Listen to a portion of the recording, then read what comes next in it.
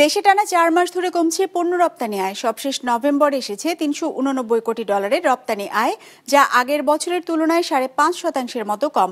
এ সময় তৈরি পোশাক থেকে শুরু করে প্রক্রিয়াজাত কৃষি পণ্য সহ প্রতিটি বড় খাতেই কমেছে আয়। খাত সংশ্লিষ্টরা বলছেন, জ্বালানি সংকটের কারণে সক্ষমতা হ্রাস পাওয়ায় আর মার্কিন শুল্ক নীতির প্রভাবে ইউরোপে অসম প্রতিযোগিতার ফলে কমেছে রপ্তানি। সেই সাথে যোগ হয়েছে রাজনৈতিক অনিশ্চয়তা। রায়হান শোভনের রিপোর্ট।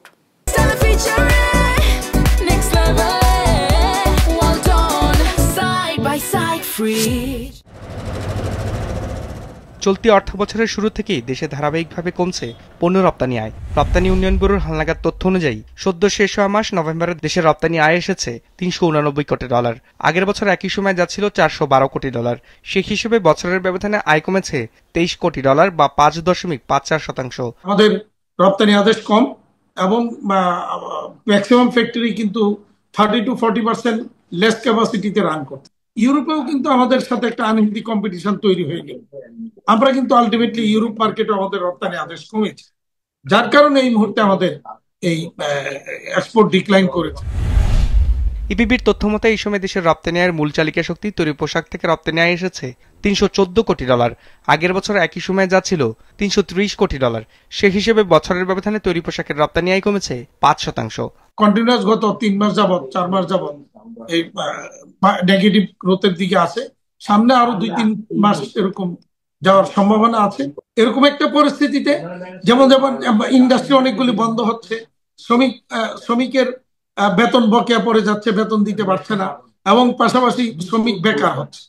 এই পরিস্থিতিটা কিন্তু সামনের দিনগুলিতে আরো ভয়াবহ আকার ধারণ করবে বলে আমরা আশঙ্কা করছি। তৈরি পোশাকের মতো একইভাবে কমেছে প্রক্রিয়াজাত কৃষি পণ্য, পাট ও প্লাস্টিক সহ বেশ কয়েকটি বড় খাতের রপ্তানি আয়।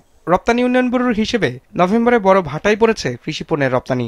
এ সময় খাতটি থেকে আয় এসেছে $8.27 কোটি, যেখানে তার আগের বছর একই সময় ছিল $10 কোটি। সেই হিসেবে বছরের ব্যবধানে এ খাতের আয় কমেছে 24.5% মতো। 15% মতো কমেছে প্লাস্টিক খাতের আয়, আর পাট ও পাটজাত পণ্যের রপ্তানি আয় কমেছে 10.5% মতো। নতুন যে সমস্ত বায়ারগুলা বাংলাদেশে আসার চিন্তা করছে বা বাংলাদেশের সাথে ব্যবসা করতে যাচ্ছে, এই ক্ষেত্রে তারা ব্যারিয়ার মনে করছে রাজনৈতিক অস্থিরতা। সুতরাং আমরা আশা করছি বাংলাদেশের সকল রাজনৈতিক দলের কাছে আহ্বান জানাবো, এই বিষয়টা খুব গুরুত্বপূর্ণ ইস্যু হয়ে গেছে। কারণ অর্থনীতির চাকা যদি স্লো হয়ে যায়, তাহলে রাজনীতিবিদদের যে মূল দায়িত্বটা সেটা সহজ হবে না। সুতরাং আমাদের একটা সুষ্ঠু স্বাভাবিক অবস্থায় যেতে গেলে জাতীয় নির্বাচন খুব গুরুত্বপূর্ণ হয়ে গেছে।